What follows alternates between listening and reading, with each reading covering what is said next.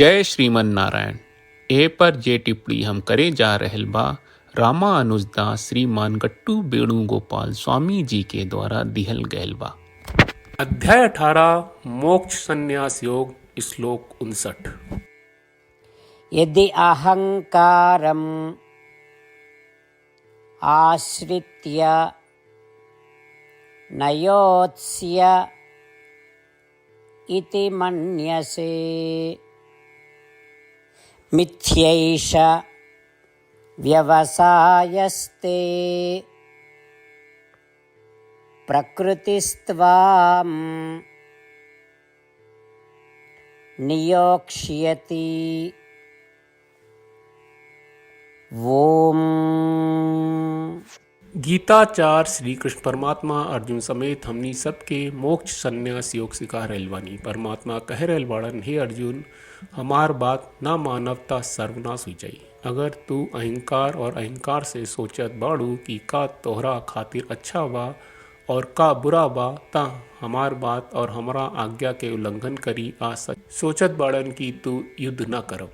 हे अर्जुन, जरूर राउर ऐसन विचार, राउर ऐसन संकल्प बेकार चला जाई। काहे कि रौरा छत्री है और लड़ल राउर स्वभाव बा। यही से रौरा स्वभाव ही रौरा के लड़े के मजबूर करी और लड़े के खातिर बाध्य करी।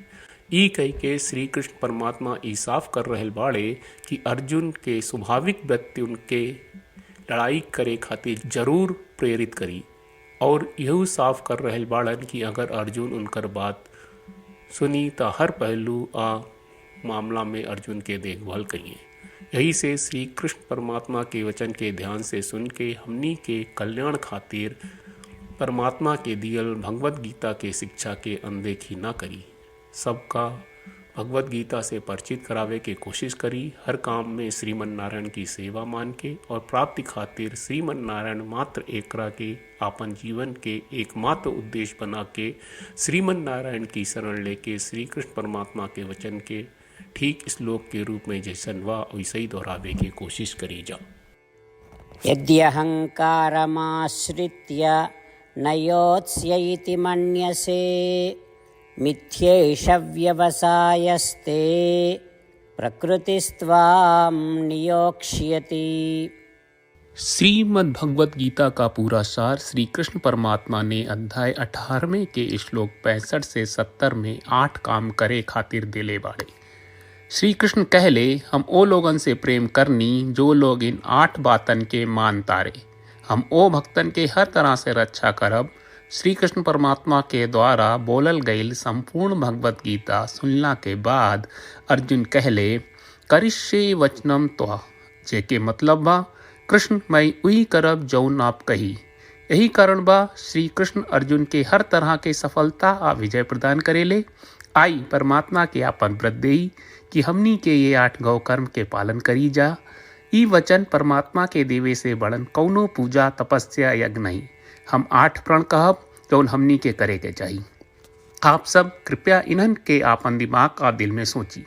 श्री कृष्ण के आपन वचन देवे के ई तरीका में हमनी सबकी कल्पना करे के चाहिए कि श्री कृष्ण का चेहरा खुशी से चमकत बा और खुशी के एहसास करत बा। जय श्रीमन नारायण। यहाँ हमनी के 8 वादा बा। हमनी के पहला वादा, हे श्रीमन नारायण, आपका निर्देश के मुताबिक हम हमेशा तोहार ध्यान करब और तोहार बारे में सोचब। हमनी के दूसर वादा, हे श्रीमन नारायण, आपका सलाह का अनुसार हम हमेशा आपका भक्त रहब। हमनी के तीसर वादा, हे श्रीमन नारायण, हम आपन सब काम तोहरा सेवा के रूप में और तोहरा संतुष्टि खातिर करब।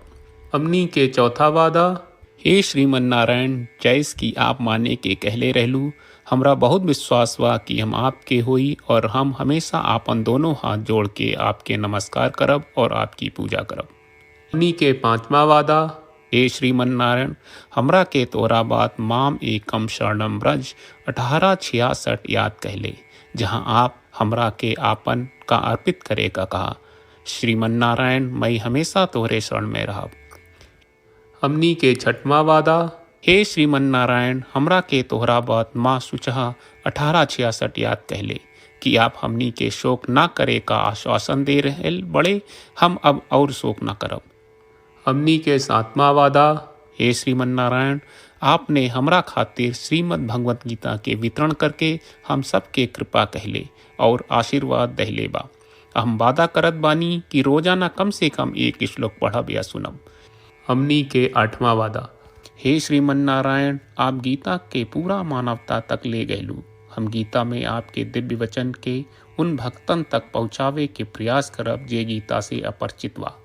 हे श्रीमन्नारायण, हम उई करब जौन तू करे का कहब। हम ऐसन व्यवहार करब जैसन आप चाहत बानी और हम खाली आपका खातिर काम करब। श्रीमन्नारायण के रोज आपन वचन देहल कि हम ओइस करब जैस आप कहत बानी, ई अपने आप में बड़न पूजा बा। श्रीमन्नारायण, करशे वचनम त्वा। श्रीमन्नारायण, हम तोरे निर्देश के मुताबिक काम करब। सर्वम श्री कृष्ण अर्पणम अस्तु। जय श्रीमन्नारायण। यदि अहङ्कारम् आश्रित्य न योत्स्य इति मन्यसे, मिथ्यैष व्यवसायस्ते प्रकृतिस्त्वां नियोक्ष्यति। ॐ यद्यहङ्कारमाश्रित्य न योत्स्य इति मन्यसे, मिथ्यैष व्यवसायस्ते प्रकृतिस्त्वां नियोक्ष्यति।